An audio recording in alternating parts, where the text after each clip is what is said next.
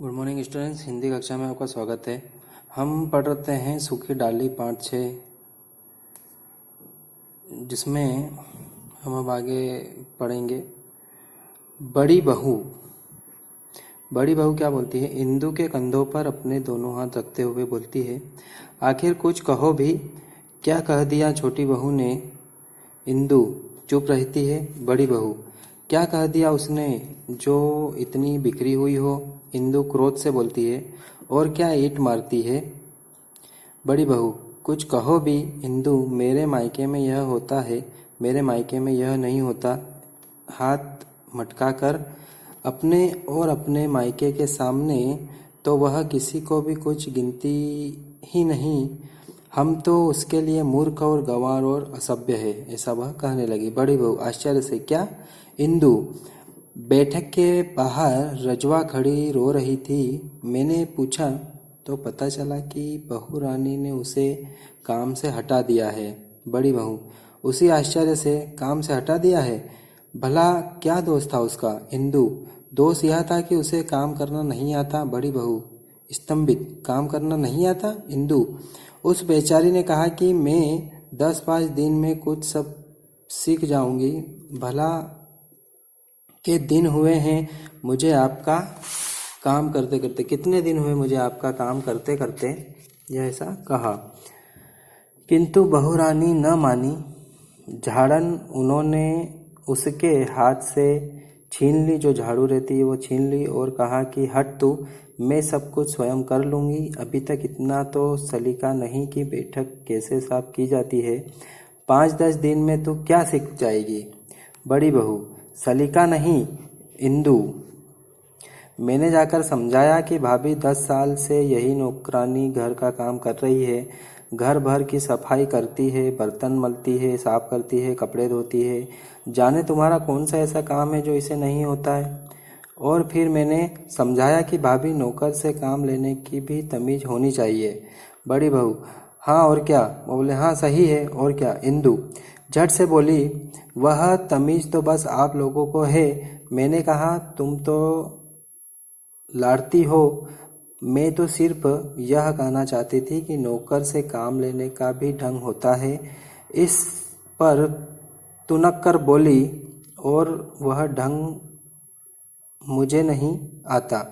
मैंने नौकर जो यहीं आकर देखे हैं। फिर कहने लगी, काम लेने का ढंग उसे आता है जिसे काम की परख हो। सुबह शाम झाड़ू देने मात्र से कमरा साफ नहीं हो जाता, उसकी बनावट सजावट भी कोई चीज़ है। न जाने तुम लोग किस तरह इन फूहड़ नौकरों से गुजारा कर लेती हो। मेरे मायके में तो ऐसी गवार नौकरानी 2 दिन छोड़ 2 दिन घड़ी भी नहीं टिकती।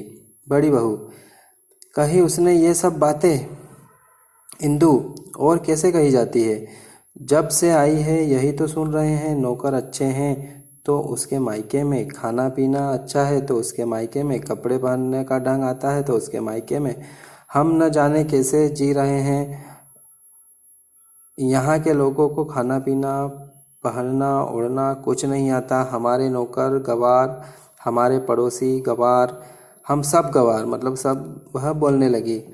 बड़ी बहू चकित विस्मित सिर पर सुनती रही। इंदु, मैंने भी कह दिया। क्या बात है भाभी तुम्हारे मायके की? एक नमूना तुम ही जो हो। एक नौकरानी और ले आती तो हम गवार भी उससे कुछ सीख लेते, ऐसा इंदु ने छोटी बहू को कहा। दाएं दीवार के कमरे में छोटी बहू, इंदु की माँ और छोटी बहू बेला की सास प्रवेश करती है। उनके पीछे पीछे रजवा है। छोटी बहू, क्यों इंदु बेटी, क्या बात हुई? यह रजवा रो रही है, कोई कड़वी बात कह दी छोटी बहू ने इसे? इंदु, मीठी वे कब कहती है जो आज कड़वी कहेगी? छोटी बहू, यह आज तुम कैसी जलीकटी बातें कर रही हो? छोटी बहू से झगड़ा हो गया है क्या? रजवा भरे हुए गले से बोली, माँ जी, आज उन्होंने बरबस मुझे काम से हटा दिया। इतने बरस हो गए आपकी सेवा करते करते किसी ने इस प्रकार का अनादर नहीं किया। मुझे तो माँ जी अपने पास ही रखिए, मैं आज से उनका काम न करने जाऊंगी। छोटी बहू, वह तो बच्ची है रजवा, तू भी उसके साथ बच्ची हो गई। इंदु मुंह बिचका कर बोली, जी हाँ बच्ची है, रोटी को चोची कहती है, उसे तो बात की कहानी नहीं आती। क्रोध से अपने मायके के सामने तो वह किसी को कुछ समझती ही नहीं। गज भर की जबान, मतलब उसकी जबान बहुत बड़ी चढ़ने लगी। बड़ी बहू, बात यह है कि छोटी माँ की छोटी बहू को हमारा खाना पीना रहना ओढ़ना कुछ भी पसंद नहीं है। उसे हमसे, हमारे पड़ोस से, हमारी हर बात से घृणा है। छोटी बहू चिंता से बोली, फिर कैसे चलेगा?